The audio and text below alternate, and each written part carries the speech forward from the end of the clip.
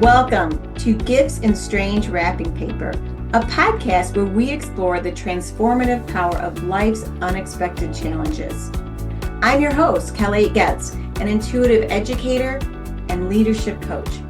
My journey into holistic practices began after our stillbirth of our second son in 2007, a profoundly devastating experience that I now lovingly refer to as a gift in strange wrapping paper. This pivotal moment revealed my life's purpose to teach and empower others to heal with grace, love, and gratitude, and to live their best lives now. Join me as we delve into the stories of resilience, healing, and personal growth, uncovering the hidden gifts within life's most challenging times.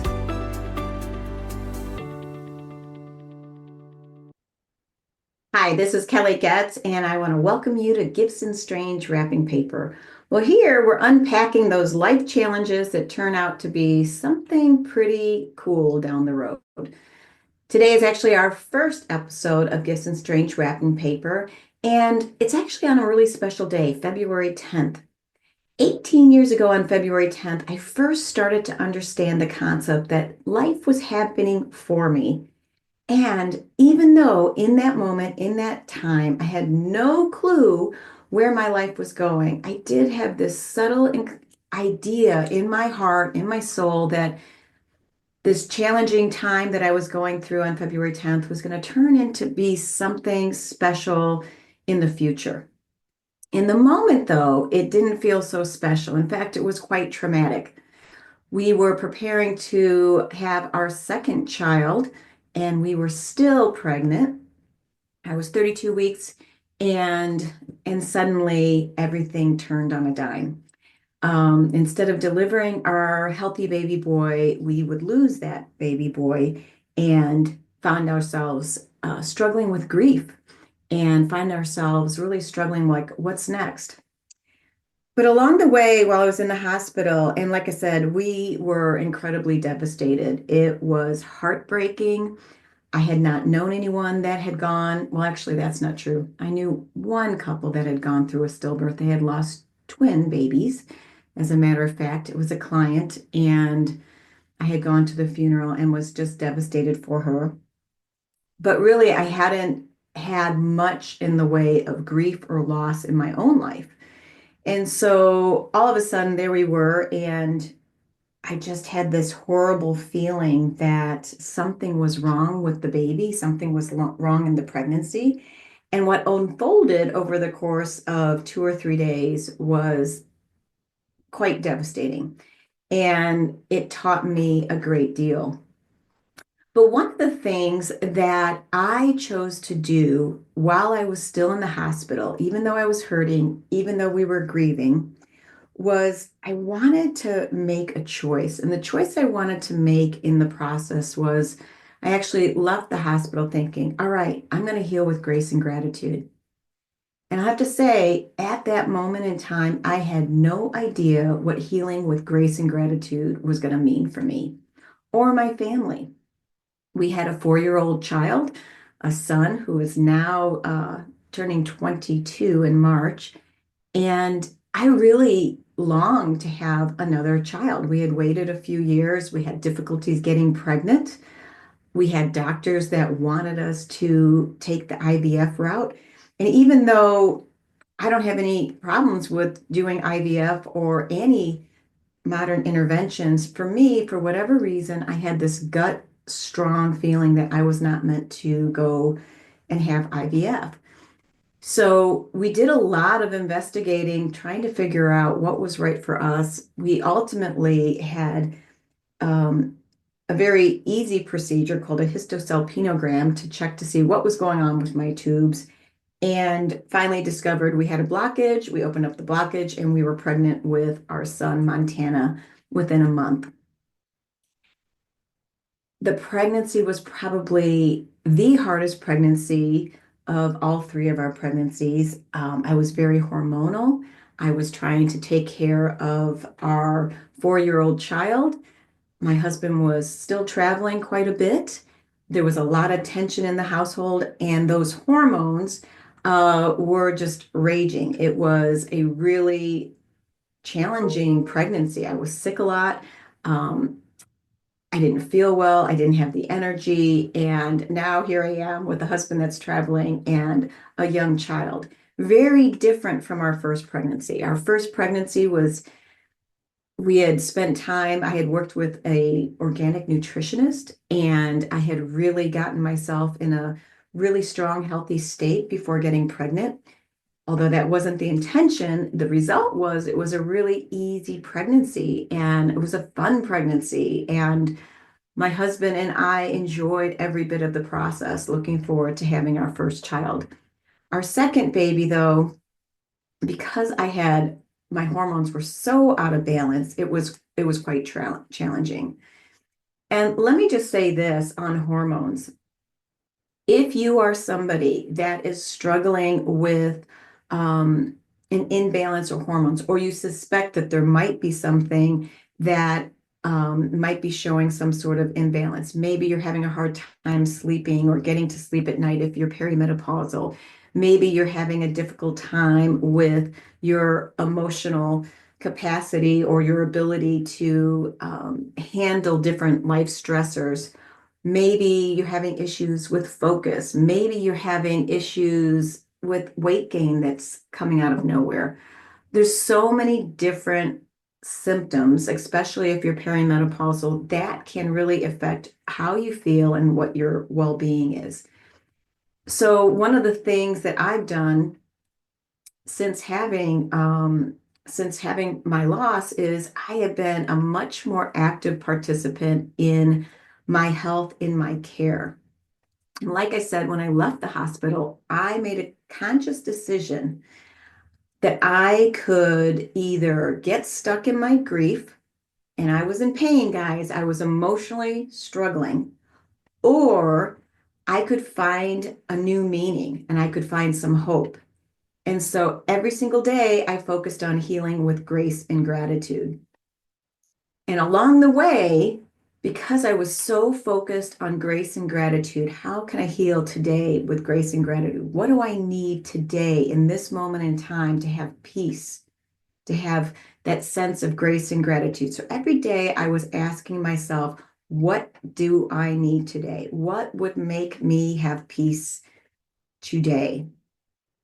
Which, when we get busy in our lives, I don't know about you, but if you're raising kids, or if you're got a hectic career, or if you're, dealing with taking care of a loved one or a spouse, when life is busy, we often forget to tune into ourselves and say, what do I need today?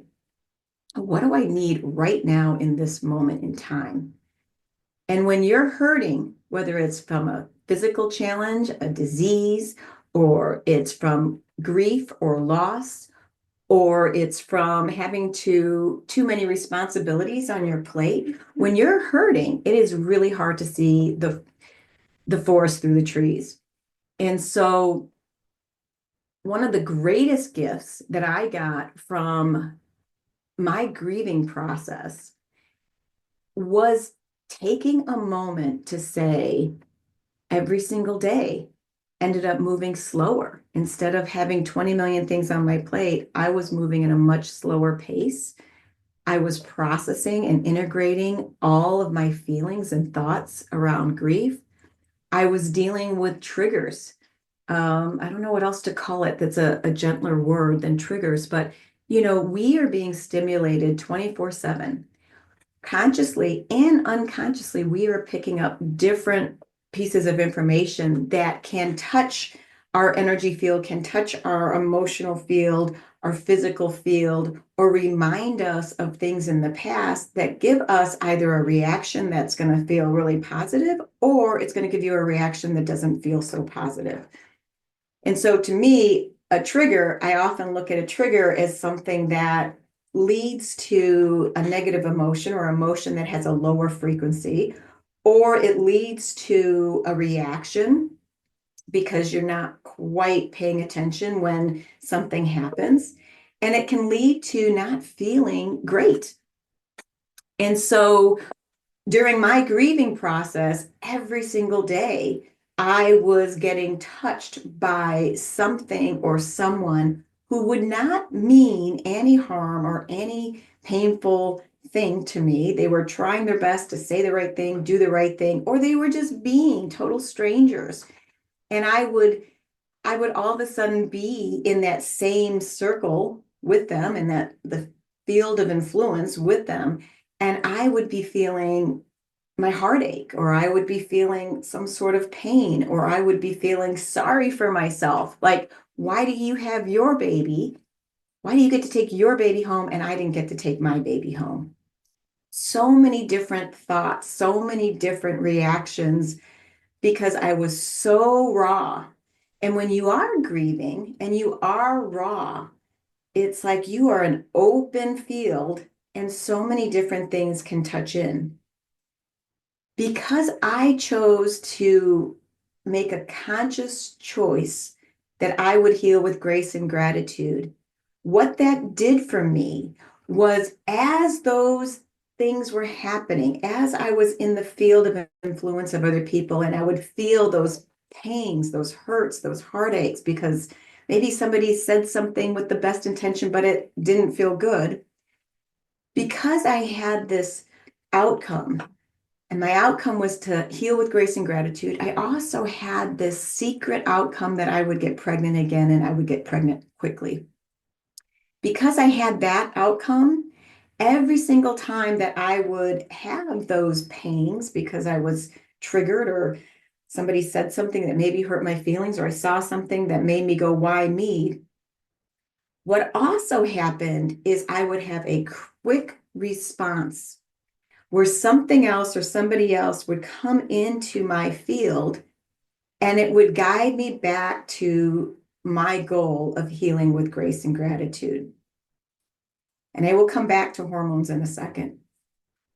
What I mean by that is oftentimes when I was in my grieving process, which was definitely a year-long process, it also continued on for years.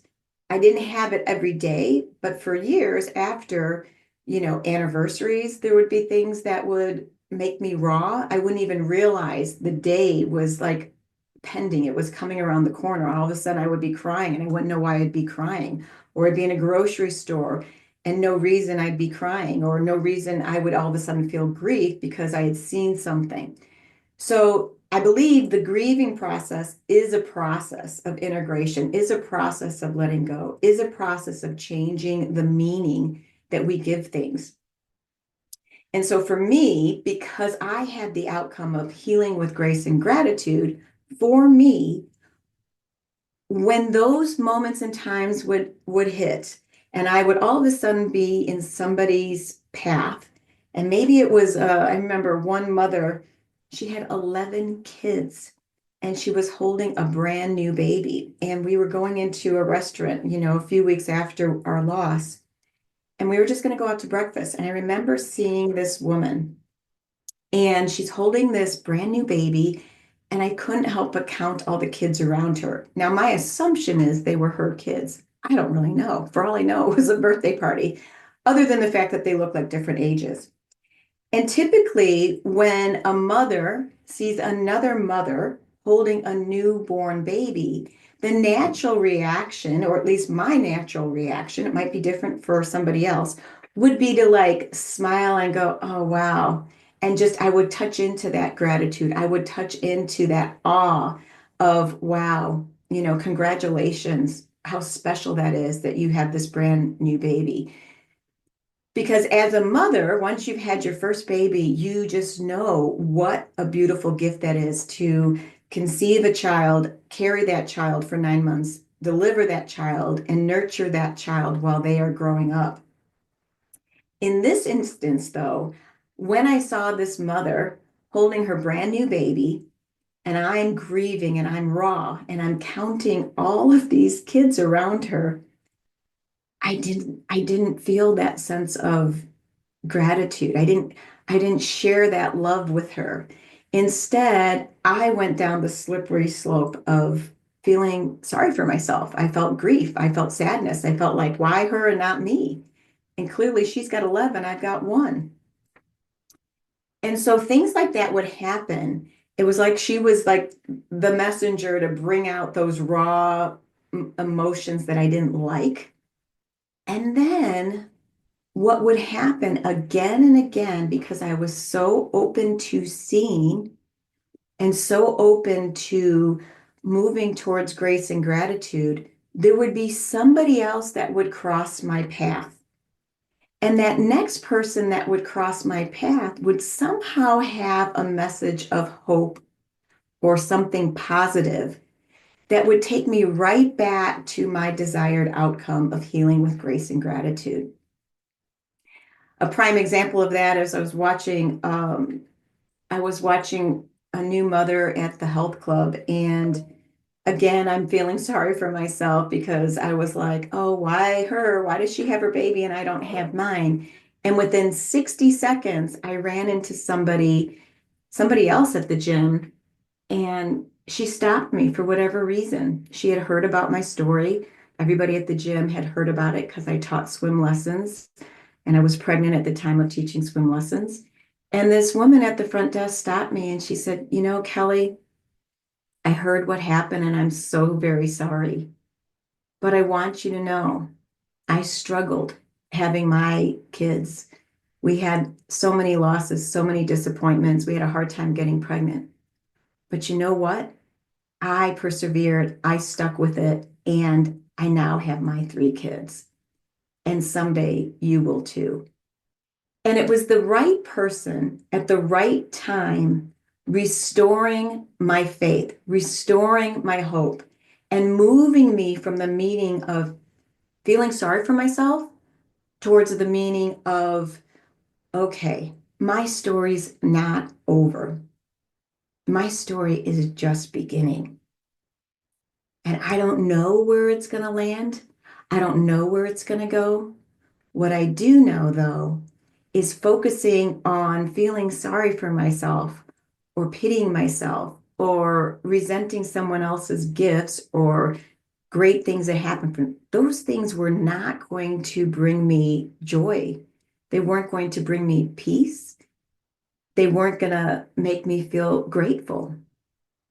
So every single time I would have that painful trigger, I would notice something positive coming my way to teach me the other side of it.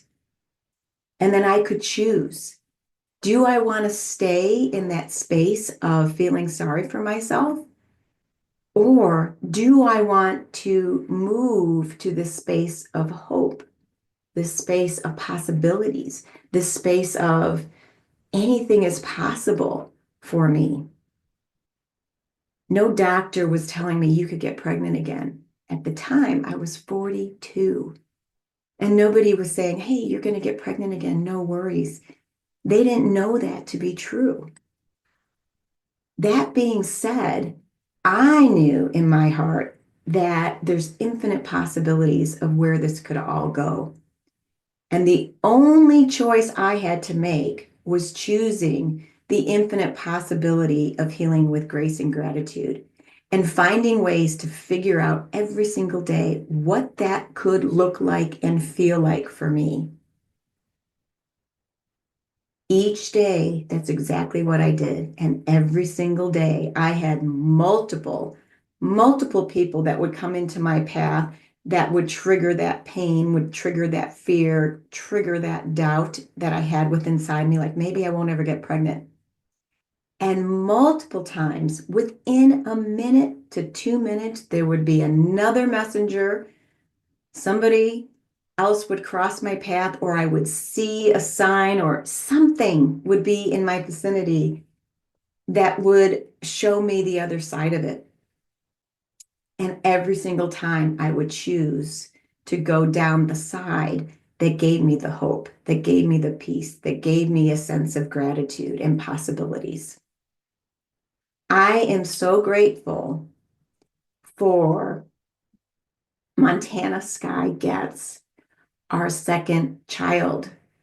I am so grateful that I got to carry him for 32 weeks, that I got to feel his energy, that I got to dream about who he was going to be in this world, dream about how he would play with his big brother, feel his presence, feel his energy. I'm so grateful. Am I happy that he passed? Absolutely not. But am I grateful for all the gifts in strange wrapping paper that his life, in my life, that he taught me? It's been several years, it'll be 18 years today. And since then, I followed a very holistic journey to get pregnant again. I followed one intuitive calling after the other, and I became a holistic practitioner. I'm an intuitive life coach. I have had the opportunity to help thousands of people, whether they're dealing with grief, whether they're dealing with health challenges, whether they're dealing with relationship issues, or maybe it's a dream or goal that they just can't seem to move forward.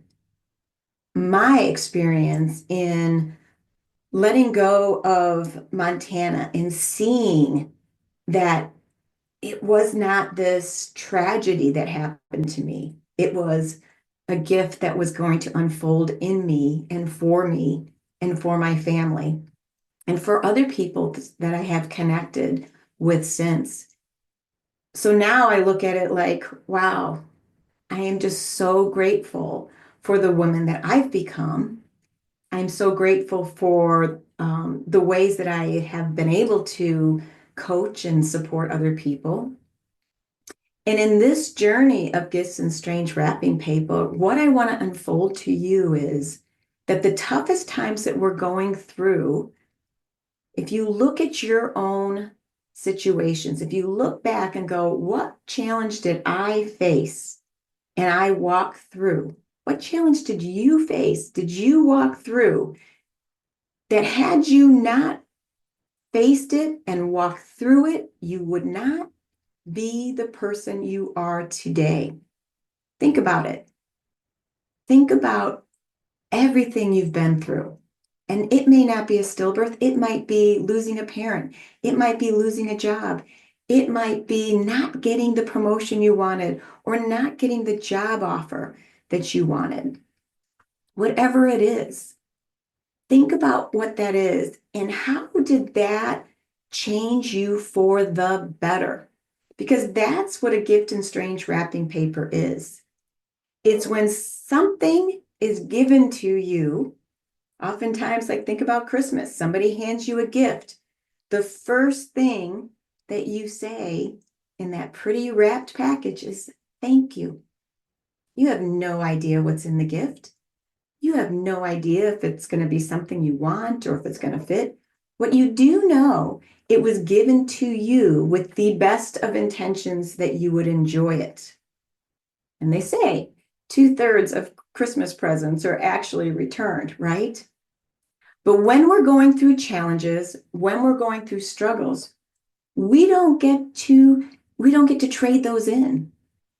You don't get to trade the struggle in. Instead, you have to figure out how you're going to walk through it. Are you going to become bitter and resentful? Are you going to, if you're in a relationship, are you going to let it impact your relationship in a negative way? I knew if I got stuck in resentment and grief and didn't move out of it, it really could impact my marriage. Maybe I wouldn't still be married today. What I do know is I had gotten stuck there, I would not have had the courage to seek out a variety of different alternative ways of healing, which are now part of me. They're part of my toolbox that I teach other people. And in this show, you're going to get to learn a little tool every time that you're here with me. I wouldn't have all that. And I certainly wouldn't have my beautiful daughter, who we named Faith. I wouldn't have her because I would have stopped. I would have stopped from pursuing my calling, my dream, my desire to have another child. I would have stopped in my tracks. And we are so blessed that we have a gorgeous, healthy, beautiful daughter who's smart and talented and turning 17. We actually got pregnant within 4 months. So, just to say one more thing, if you think hormones are out of balance for you, find somebody that can do a series of blood work for you and find either a functional doctor, an integrative medicine, find someone, or come to somebody like me who works with applied kinesiology and works with a variety of different energy tools and can test what might be out of balance. Find somebody and get the support you need. Be the person that, be your own hero. Be the person that goes after and finds what you need for support to get yourself through that period of time. And today, I just want to invite you that if you're curious, or if you're looking for hope, or if you have a great story yourself where you've gone through an incredible challenge and now can look at that challenge as a gift in strange wrapping paper, something that blessed you in the end. Maybe it took a year, maybe it took 5 years, maybe it took longer, but now you can see how it all links up. If you've got a great story, reach out to me. I am going to be doing interviews periodically. If you want to learn more about me, you can go to my website, which is featured in the show notes. And if you want to connect, you can find me on Facebook, LinkedIn, Instagram. Again, those are in the show notes. And if you are looking to strengthen your energy, if you go to my website, there is a free video where I guide you through the daily energy routine from Donna Eden. And my invitation to you today is, rather than looking at your problems or what's going on in the world as something horrific that's happening to you, look at it as an opportunity to grow, to evolve. What is the gift, or what can you bring to this situation that could actually support you? Finding that opportunity to flip things on on a dime. Just flip it on a dime where you can turn it around. And if all else fails and you do not know where to turn, one of the greatest gifts that I gave myself and I continue to teach to other people is I simply say to whatever the pain, the hurt, the sorrow is, or that difficult person that shows up in your life, quietly, silently, I just say infinite love and gratitude, infinite love and gratitude. Anything you resist, if you meet it with love and gratitude, simply by acknowledging it with infinite love and gratitude, infinite love and gratitude, when you meet resistance with love and gratitude, it creates space. You are actually sending love and gratitude out to the thing that you resist, and it takes away the resistance. It is a practice. And if you practice it on a regular basis to anything that you resist, by sending it infinite love and gratitude, you will create space to feel more peace, to feel more joy, to feel more gratitude. What you resist will persist. What you embrace with love and gratitude will turn into a gift that you never could have imagined. So thank you for joining me. Do check out our show notes on how you can connect. And I look forward to seeing you next time on Gifts in Strange Wrapping Paper. Bye-bye.